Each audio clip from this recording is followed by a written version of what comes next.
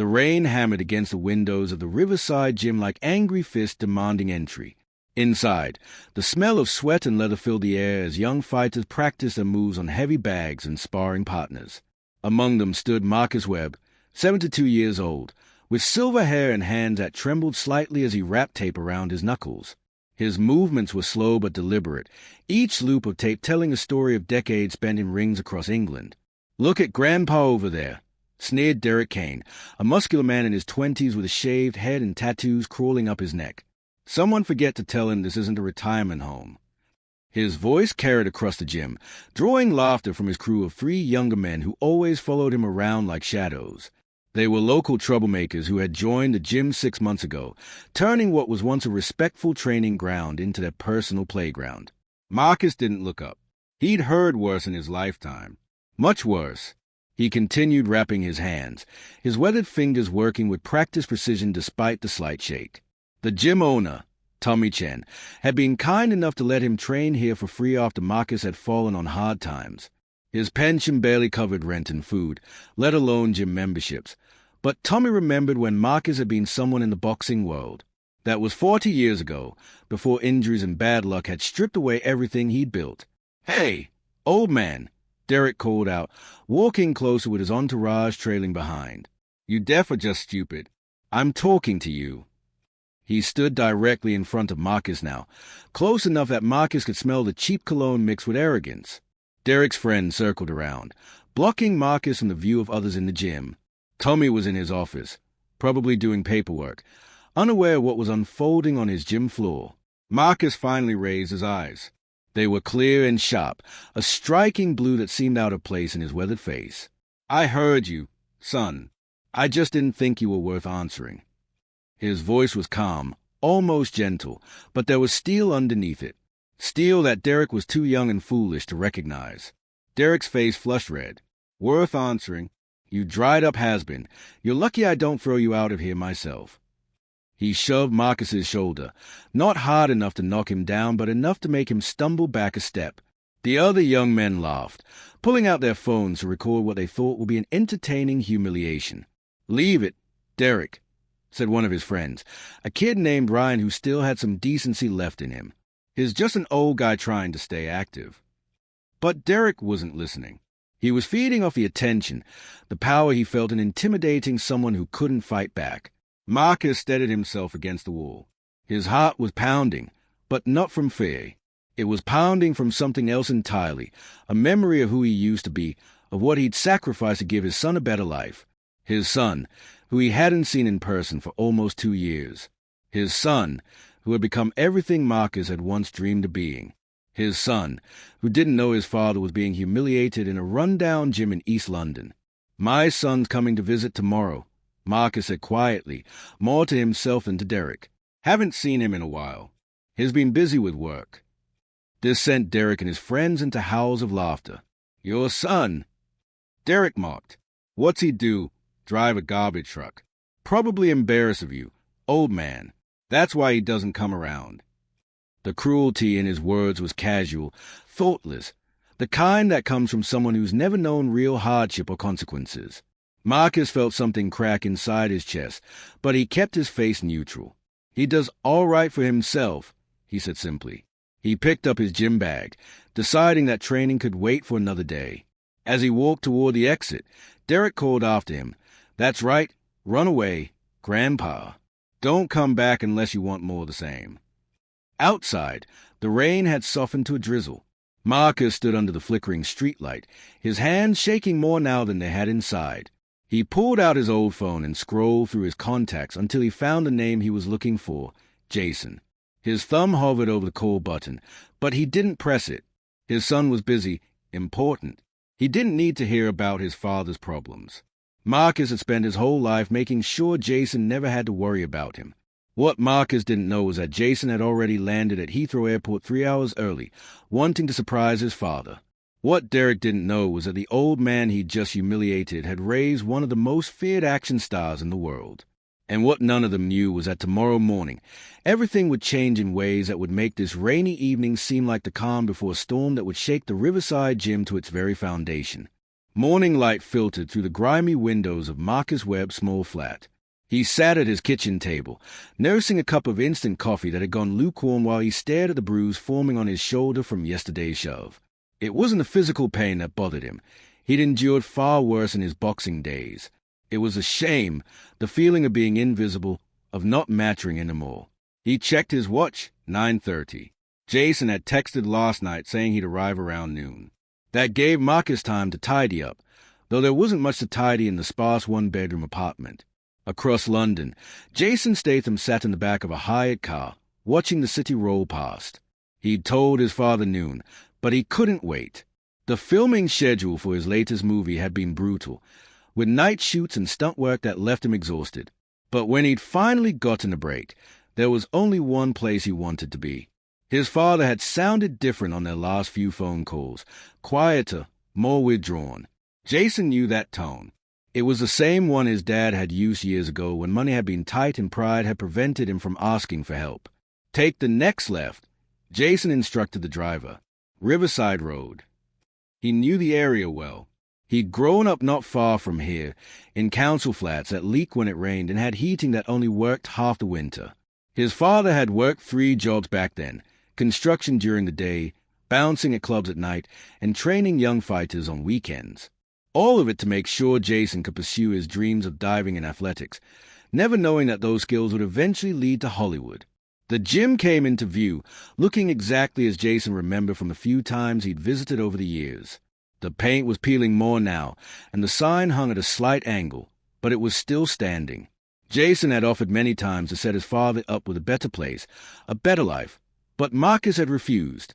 "I don't need charity, son," he'd always said. "Not even from you." Jason walked through the gym doors at 10:15, the bell above chiming his arrival. The morning crowd was thin, a few serious fighters working the bags, an older woman on the treadmill, and Tommy Chen at the front desk doing inventory. Tommy looked up, did a double take, then his jaw actually dropped. "Bloody hell," Tommy whispered. "Jason Statham. In my gym." He started to stand, then sat back down, clearly overwhelmed. "Your dad's not here yet. He usually comes in around 11 on Saturdays." "I know," Jason said, offering a slight smile. "Thought I'd wait for him. Maybe look around, if that's all right." His voice carried the same intensity it held on screen, but there was warmth there too. Tommy nodded vigorously, still starstruck. Jason walked through the gym slowly, taking in every detail. He noticed the worn equipment, the cracked mirror in the corner, the water-stained ceiling tiles. This was where his father came to feel alive, to remember who he'd been. Jason's chest tightened. He should have visited more. Success had made him busy, but not too busy for this. Never too busy for this. "Mate, that's Jason Statham," someone whispered loudly near the weight section. Jason glanced over and saw a group of young guys, mid-20s, staring at him. One of them was recording on his phone. Jason had learned long ago to ignore the constant documentation of his life, but something about the way they were looking at him felt off. Not starstruck, calculating. Derek Kane couldn't believe his luck. Yesterday he'd humiliated some pathetic old man, and today Jason Bloody Statham was standing 20 feet away. This was content gold. His social media followers would explode if he got a video with the action star. He'd check his appearance in the mirror, flex his arms, and strode over with his signature cocky swagger. "Jason Statham, yeah," Derek said loudly, extending his hand. "Big fan. Mate. Huge. Watch all your films." He was lying. He'd seen maybe 2, and spent most of both looking at his phone. But celebrities loved fans, right? Jason shook his hand briefly, his grip firm but not hostile. "Cheers," he said simply, starting to turn away. He hadn't come here for autographs or photos. He'd come for his father. Wait, Derek persisted, pulling out his phone. "Quick photo? My followers would go mad. I'm kind of a big deal on Instagram. Could be good for both of us. Yay?" His friends had gathered closer now, emboldened by Derek's approach. "Not today," Jason said, his voice polite but final. He'd dealt with thousands of fans over the years and could usually read them well. This one set off alarm bells. Too eager, Too pushy, the kind who'd sell the photo to tabloids within an hour. Derek's face darkened. He wasn't used to being rejected, especially not in his gym, his territory. Too good for your fans now. Are you? Typical Hollywood wanker. The words came out before he could stop them, fueled by the same arrogance that had made him target Marcus yesterday. The gym went quiet. Even the heavy bag seemed to stop swinging. Tommy stood up from behind his desk, sensing trouble. Jason turned slowly, his expression unreadable. "Excuse me." "You heard me," Derek said, but there was less confidence in his voice now. Something in Jason's eyes had changed, a shift from polite celebrity to something much more dangerous. This was a look he gave on screen before destroying entire rooms of bad guys, except this wasn't scripted. Before Jason could respond, the gym door opened and Marcus Webb walked in, carrying his worn gym bag. He saw the crowd gathered and his son standing in the center, and his face went through a series of emotions: shock, joy, confusion. "Jason," he said, his voice cracking slightly, "what are you doing here?" Derek's head snapped toward Marcus, and the realization hit him like a freight train. The old man, the pathetic old man he'd humiliated yesterday. He looked at Marcus, then at Jason, then back at Marcus, seeing for the first time the resemblance in their eyes, their jawline, their stance. "Dad," Jason said, his face breaking into a genuine smile as he walked toward his father. He embraced Marcus carefully, feeling how thin his father had become. "Surprise. Got done early and couldn't wait until noon." He pulled back, studying his father's face. "You all right? You look tired." Marcus glanced past Jason at Derek, whose face had gone pale. "I'm fine, son. Better now that you're here." But Jason had already followed his father's gaze and seen something in that exchange, fear in Derek's eyes and discomfort in his father's posture. "You know this guy, Dad?" Jason asked, his voice casual but his body language shifting into something more alert. The gym had gone completely silent. Even the woman on the treadmill had stopped running. Derek wanted to disappear, to rewind time, to take back every word he'd said yesterday. But time only moved forward, and it was about to move very fast in a direction he definitely didn't want to go. Marcus Webb felt his mouth go dry as every eye in the gym fixed on him.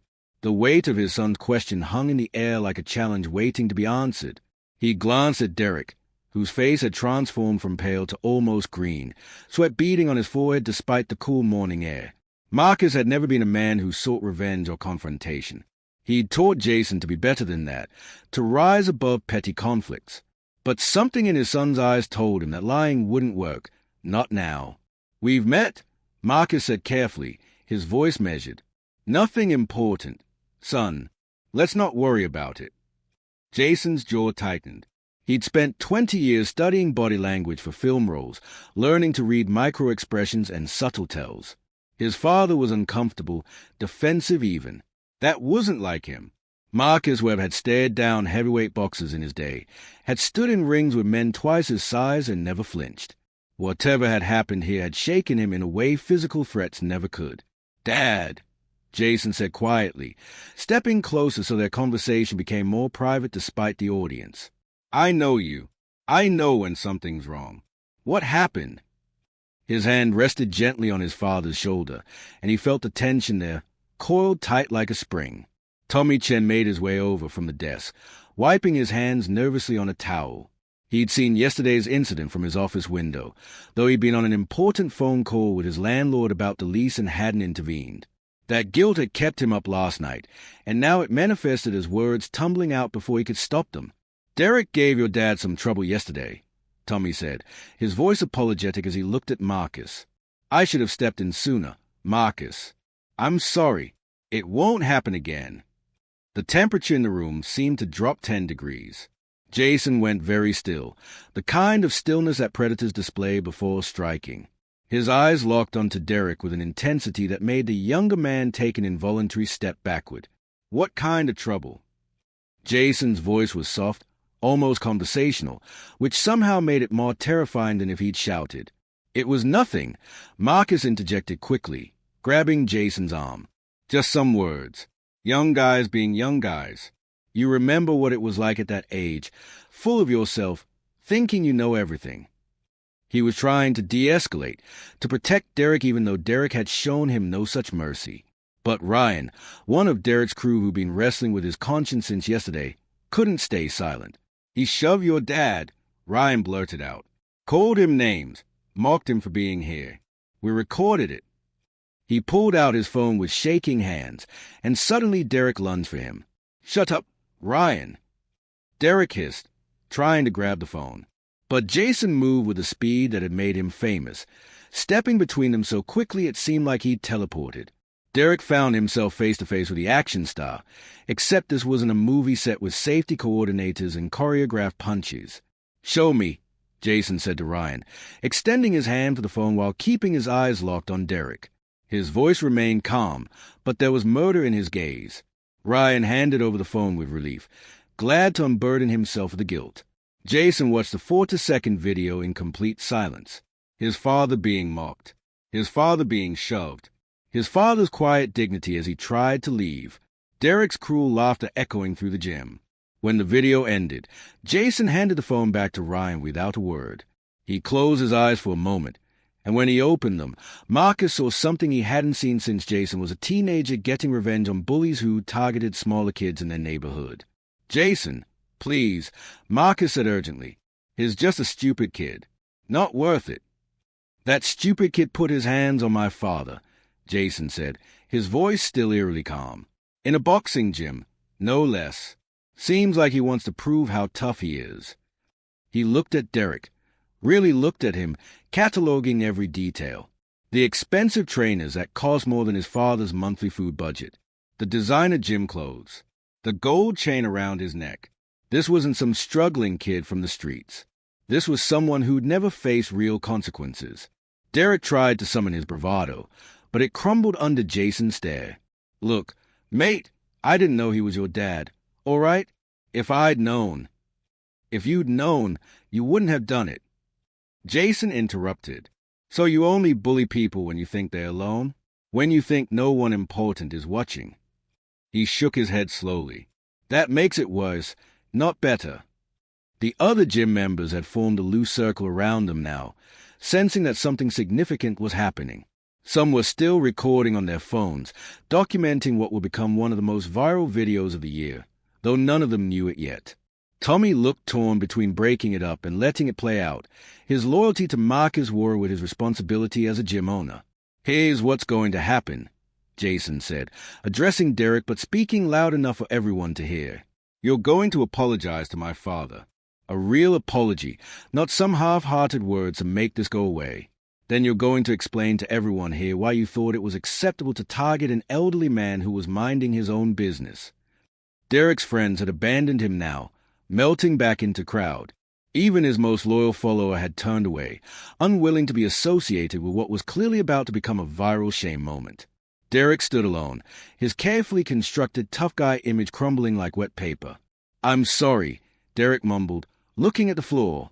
"Look at him," Jason commanded. "My father deserves that much respect." Derek raised his eyes to meet Marcus's, and for the first time, he saw the old man as a person rather than a target. He saw the sadness there, the weariness, but also a strength that Derek had completely missed yesterday. This was a man who'd survived decades of hardship, who'd raised a son to be something extraordinary despite having nothing. "I'm sorry, Mr. Webb," Derek said, and this time there was genuine remorse in his voice. "I was out of line. Way out of line. You didn't deserve that treatment. No one does." The words came harder than any physical training he'd ever endured. Marcus nodded slowly, accepting the apology with a grace that had always defined him. "We all make mistakes. Son, the measure of a man is what he does after." But Jason wasn't finished. He'd seen bullies before, had been bullied himself as a kid before he'd learned to fight back. He knew that a simple apology wouldn't change Derek's behavior. Not really. People like Derek needed to understand consequences in a language they actually spoke. "Now the second part," Jason said, his voice taking on an edge. "You like to fight, yeah? Like to push people around who can't push back? Let's see how you do against someone who can." The proposition hung in the air like smoke, impossible to wave away. Derek's face cycled through emotions. Fear, pride, calculation. Everyone in the gym understood what Jason was offering, though offering wasn't quite the right word. It was more like a summons, the kind you couldn't refuse without losing something essential. "You want to fight me?" Derek asked, his voice cracking slightly on the last word. Around them, phones were still recording, capturing every moment. This was either going to be Derek's worst nightmare or his greatest story, depending on how stupid he chose to be in the next 60 seconds. "Not me," Jason said, and relief flooded Derek's face for exactly 2 seconds before Jason continued. "My father. 3 rounds, head go and gloves, proper rules. You wanted to push around an old man when you thought he was defenseless. Let's see how you handle him when it's a fair fight." The gym erupted in murmurs. Tommy stepped forward, his face creased with concern. "Jason, mate, I appreciate what you're trying to do, but Marcus is 7-2. I can't sanction this. My insurance doesn't cover." "It's not about insurance, Tommy," Marcus interrupted, and there was something different in his voice now. Something that reminded everyone he'd once been someone to reckon with. "It's about respect, and teaching lessons that need teaching." He looked at his son and paused between them an understanding that required no words. Jason wasn't doing this for revenge. He was doing this to restore something Derek had tried to take away, Marcus's dignity. "Dad, you don't have to prove anything," Jason said, though his eyes said he knew his father needed this, wanted this. "I know," Marcus replied, "but I want to." He turned to Derek, and the young man saw something in those clear blue eyes that made his stomach drop. "What do you say, son?"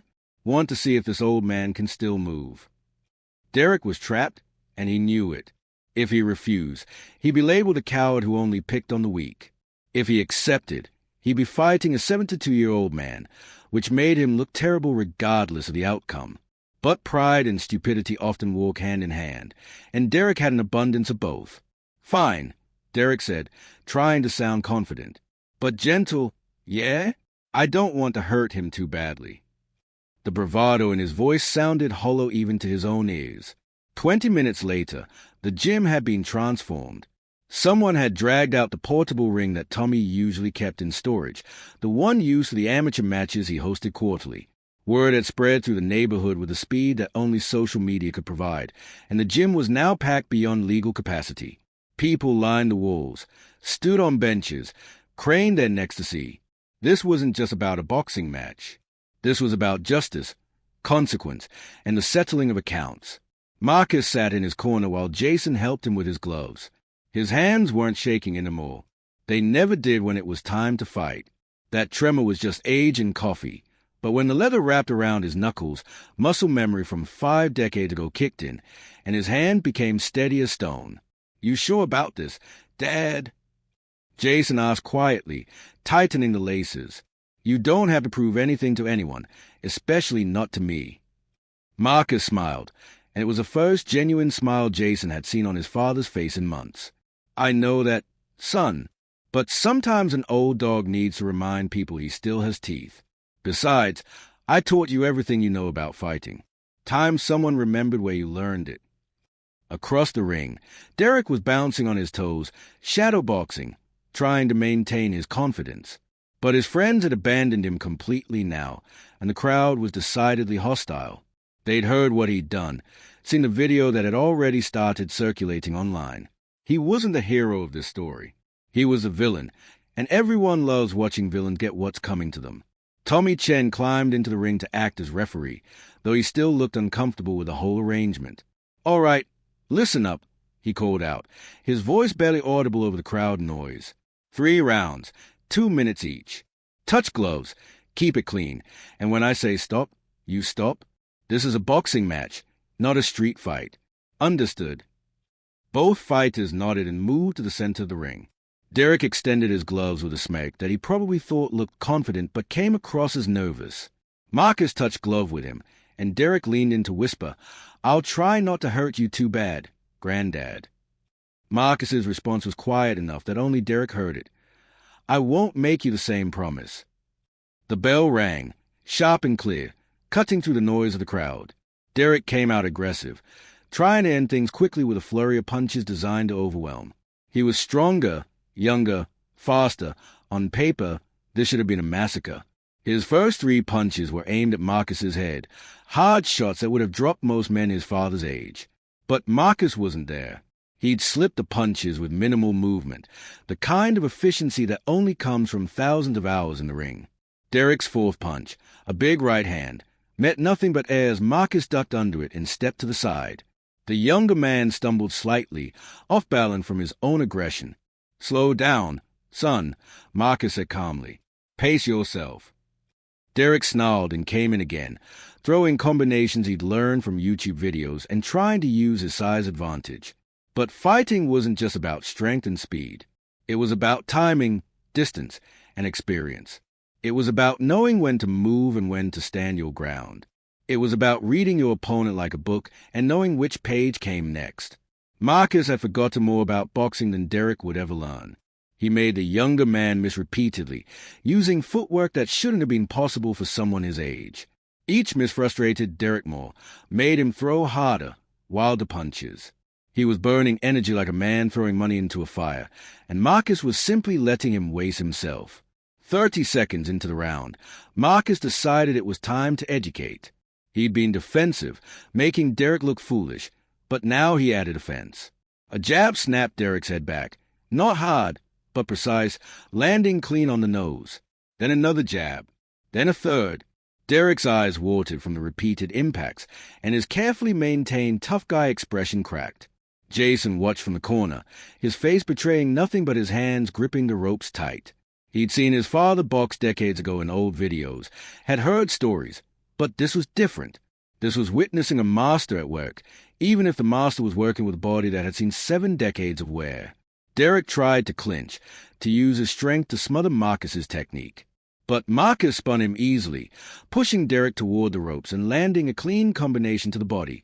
Left hook, right hook, left hook. The air rushed out of Derek's lungs with each impact, and when Marcus stepped back, Derek was gasping. The bell rang ending round 1, and Derek stumbled back to his corner, already exhausted. Marcus walked to his corner like he'd just finished a light warm-up. The crowd was going absolutely wild, their phones capturing every moment for posterity. This wasn't supposed to happen. The old man wasn't supposed to dominate. But here they were, watching fiction become reality. Derek sat on his stool, chest heaving like he'd run a marathon instead of boxing for 2 minutes. His corner was empty. His friends had vanished completely, probably trying to delete their social media accounts before the inevitable avalanche of mockery began. One of the gym's regular trainers, a man named Paul who'd watched the whole saga unfold, took pity on him and climbed through the ropes with a water bottle. "Listen to me, kid," Paul said quietly, squirting water into Derek's mouth. "You're fighting angry. You're fighting scared. That old man over there, he's fighting smart. You need to calm down, think about your technique, and stop trying to knock him out with every punch." "I can't let him beat me," Derek gasped between breaths. "Do you know what this will do to my reputation?" Paul almost laughed at the absurdity. "Your reputation was gone the moment you shoved a senior citizen for no reason. Right now, your only chance at salvaging anything is to show some heart, some respect, and learn something. Understand?" Across the ring, Jason held the water bottle while Marcus rinsed his mouth. "How you feeling? Dad? Need to stop? No one would blame you." Marcus shook his head. "I'm fine, son. Better than fine, actually. You know what I realize? I've been feeling sorry for myself for years. Lost in what I used to be, mourning what I lost. This," he gestured toward the ring, "this reminds me that I'm not dead yet, that I still matter." "You've always mattered," Jason said fiercely. "To me, that's never changed." "I know," Marcus said, and his eyes were suspiciously bright. "But I needed to remember it for myself." He stood as the 10-second warning sounded. "This round, I teach him something important. Watch." The bell rang for round 2, and Derek came out more cautiously this time, following Paul's advice. He kept his guard higher, threw fewer punches but with better technique. He was learning, Jason noted approvingly. That was something at least. Marcus circled, studying his opponent with the clinical eye of someone who'd trained hundreds of fighters. Derek had potential, decent hand speed, good reach, natural strength. But he'd never been pushed, never been tested, never learned the most important lesson in combat sports or in life, that real strength came from getting up after being knocked down, not from never being knocked down at all. "You're better when you think," Marcus said conversationally, slipping a jab and countering with his own. "Problem is, you don't think enough. You react. You let emotion guide you. That's dangerous in the ring and in life." Derek threw a combination, jab, jab, right cross, that Marcus blocked easily. Life lesson from the old man? That's rich. "Someone needs to teach you," Marcus replied, stepping inside Derek's guard and landing a clean uppercut to the body that made the younger man grunt. "Your father clearly didn't, or you wouldn't treat strangers with such casual cruelty." The words hurt worse than the punch. They exchanged shots for the next minute, and while Derek was improving, the gap in skill and ring intelligence was enormous. Marcus wasn't just winning the fight. He was conducting a masterclass in boxing fundamentals, showing everyone watching that technique and experience could overcome youth and strength. But more than that, he was teaching Derek something the young man desperately needed to learn. With every blocked punch, every counter, every moment where Marcus could have hurt him badly but instead showed restraint, Marcus was demonstrating what real strength looked like. It wasn't about dominating the weak. It was about protecting them. It wasn't about proving superiority. It was about uplifting others. The bell rang ending round 2, and Derek returned to his corner with new respect in his eyes. He was still losing, clearly and decisively, but he wasn't being humiliated. Marcus was fighting hard enough to win, but not hard enough to destroy. That distinction mattered. Paul worked on Derek's cuts. Nothing serious, just small nicks from Marcus's precise punching. "You see what he's doing?" Paul asked. "He's kicking my ass," Derek muttered. "No," Paul corrected. "He's teaching you. There's a difference. He could have knocked you out in the first round if he'd wanted to. But he's showing you what it means to be a fighter, a real one. Pay attention." The final round began with Derek showing genuine technical improvement. He was reading Marcus's movements better, timing his punches more accurately. He even landed a solid right hand that made Marcus step back and nod appreciatively. The crowd gasped. Would the old man's stamina finally fail? But Marcus had been in championship fights that went 15 rounds. He knew how to dig deep, how to find reserve of energy when your body screamed for rest. He responded to Derek's right hand with a picture-perfect combination. Jab to the head, right cross, left hook to the body, right uppercut. Derek's knees buckled, and for a moment everyone thought he'd go down.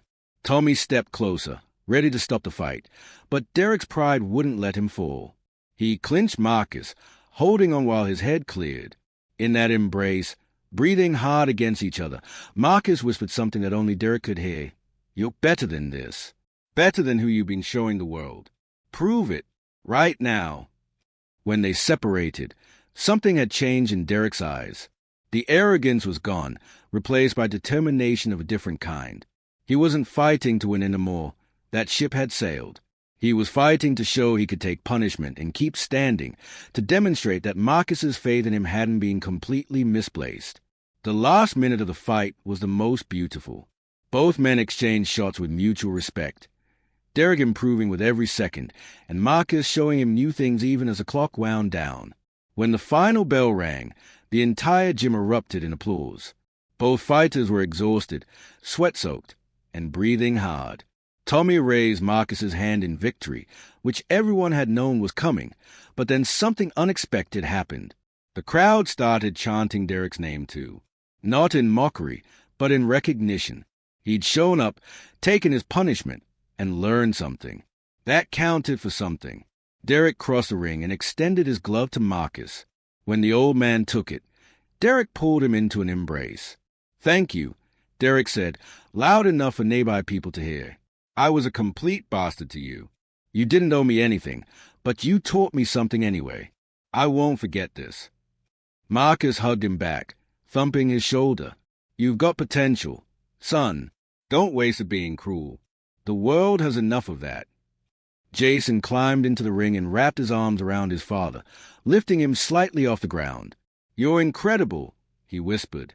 "I'm so damn proud to be your son." "I'm proud you're mine too," Marcus said, his voice thick with emotion. though you might have learned a thing or two from someone other than me." He winked, and they both laughed. The gym slowly emptied over the next hour, people shaking Marcus's hand, asking for photos with both him and Jason. Derek stayed, helping Tommy clean up the ring, refusing to leave until the work was done. It was a small gesture, but meaningful. Before Jason and Marcus left, Derek approached them one final time. "Mr. Webb, Jason, I'm going to do better. Be better. I'm going to volunteer at youth centers, help kids who are going down the same path I was. I owe you that much." "You don't owe us anything," Marcus said kindly. "But those kids will be lucky to have you if you mean it." "I mean it," Derek said firmly. "I swear." Outside, father and son walked through the East London streets as evening approached. Jason had his arm around Marcus's shoulders, and they moved slowly, savoring the moment. "You know what the best part of today was?" Marcus asked as they paused at a corner, waiting for the light to change. "Not winning the fight. Not proving I could still move. It was having my son there, believing in me even when I didn't believe in myself." Jason squeezed his father's shoulder. "I always believe in you, Dad. Always have, always will. You taught me that real strength isn't about muscles or movie stunts. It's about character, about standing up when it would be easier to stay down. You showed me that today. Hell, you've shown me that my entire life." They walked another block in comfortable silence before Marcus spoke again. "I've been thinking about something. Maybe it's time I stopped feeling sorry for myself. Maybe there are other people like Derek out there, young, angry, lost, who need someone to teach them what really matters. Tommy mentioned he needs help with a youth program at the gym." "You'd be perfect for that," Jason said, genuine enthusiasm in his voice. "Those kids would be lucky to learn from you. And Dad." He stopped walking and turned to face his father directly. "I want to help. Not just with money, though I'm going to upgrade that gym whether Tommy likes it or not. I want to be involved. Maybe I can't be here every day, but when I'm in London, I want to work with you and those kids." "Deal." Marcus's eyes shone with unshed tears. "Deal, son. Though I'm warning you, these kids won't care that you're famous. They'll just see another person willing to show up and teach them." "Good," Jason laughed. "That's exactly how it should be." As they continued walking, Jason pulled out his phone and quickly typed a message. Within seconds, his social media accounts, followed by millions, shared a post. It was a photo of Marcus in the ring today, gloves raised, looking every bit the champion he'd once been. The caption read, "Today I watched my father teach someone the most important lesson in fighting and in life, that strength without wisdom is just violence, but strength with compassion can change the world. This is Marcus Webb, my dad, my hero, and the man who taught me everything that matters. Never underestimate the power of an old lion. He still has teeth, but more importantly, he has heart. Respect your elders. You never know what they survived or what they can teach you." By the time they reached Marcus's flat, the post had gone viral. Millions of views, hundreds of thousands of shares, and the video footage from the gym was spreading across every platform. But it wasn't being shared with mockery or cruelty. People were inspired by it, moved by it. Parents were showing it to their children as an example of grace and strength. Fitness communities were analyzing Marcus's technique. And everywhere, people were talking about respect, dignity, and the importance of never judging someone by their age or appearance. Derek's phone had exploded too, but not with the mockery he'd feared. People respected that he'd shown up, taken his lesson, and committed to changing. His apology video, posted from the gym immediately after the fight, had gone just as viral. He'd looked into the camera, face still sweaty and marked from the fight, and said simply, "I messed up. I was cruel to someone who deserved respect. Marcus Webb taught me more in 3 rounds than I'd learned in years. I'm going to do better. If you've ever bullied someone, mocked someone, or treated anyone as less than human, stop. It's not too late to change. I'm proof of that." That night, Marcus and Jason sat in the small flat, eating takeaway curry and watching old boxing matches on Marcus's ancient television. They didn't talk much. They didn't need to. Everything that mattered had been said in the ring, in the walk afterward, in the shared silence of 2 men who understood each other completely. As Jason prepared to leave, Promising to return the next day to take his father to a proper dinner, Marcus stopped him at the door. "Thank you, son, for coming early, for being there, for letting me fight my own battle, but making sure I knew you had my back. That's what family does." "That's what you taught me," Jason replied. "Everything good in me, Dad, it came from you. Never forget that." After Jason left, Marcus sat by his window looking out at the London night. His shoulder ached from the fight, his knuckles were sore, and he'd be stiff tomorrow, but he felt more alive than he had in years. The tremor in his hands had stopped completely. He realized maybe it had been stress and depression all along, masquerading as age. His phone buzzed with a message from Tommy. The gym's been flooded with membership inquiries. Everyone wants to train where Marcus Webb teaches. Also, someone left an envelope at the desk for you. Open it thinking it might be important. It's a check from an anonymous donor for £50,000 to fund the youth program, with a note saying for the old lion who still has teeth. I'm guessing you know who that is. We start the program next week. You in? Marcus smiled and typed back a single word. In. Across London, in a hotel suite that cost more per night than Marcus's monthly rent, Jason Statham sat on the balcony looking out at the city lights. His phone continued buzzing with messages from friends, colleagues, and fans, all talking about the video and his father. But he ignored them all. In his hand was a photo from today, taken by someone in the crowd, Marcus and Jason in the ring together, embracing after the fight, 2 generations of strength and love captured in a single frame. He made it his phone's wallpaper and sent a copy to his father with a message. "Greatest day of my life. Thank you for being you. Love you, Dad." In his flat, Marcus's phone chimed with a message. He read it, looked at the photo, and felt something break open in his chest. Years of loneliness, years of feeling invisible, years of wondering if he mattered anymore. All of it cracked apart and flooded out, replaced by something better. Purpose, connection, love. He typed back, "Love you too, son. See you tomorrow."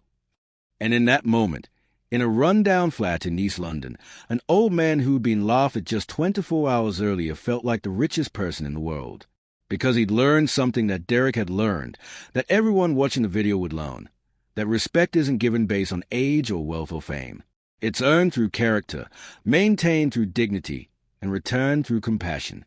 Marcus Webb had taught that lesson to a bully, to a gym full of witnesses, and ultimately to millions of people around the world. And in teaching it, he'd remembered it himself, that he wasn't just Jason Statham's father. He was Marcus Webb, fighter, teacher, and survivor. He was someone who mattered, someone with value, someone with plenty of fight left. The old lion did indeed still have teeth. But more than that, he had wisdom, courage, and the most important thing of all, a son who loved him and a second act just beginning. Tomorrow would bring new challenges, new opportunities, and new students to teach. But tonight, Marcus Webb slept better than he had in years, dreaming of boxing rings and second chances, of respect earned and dignity restored, of a future that looked brighter than any past. They had laughed at the old man, not knowing Jason Statham was his son. But they'd learned. Oh, they'd learned. And they'd never make that mistake again.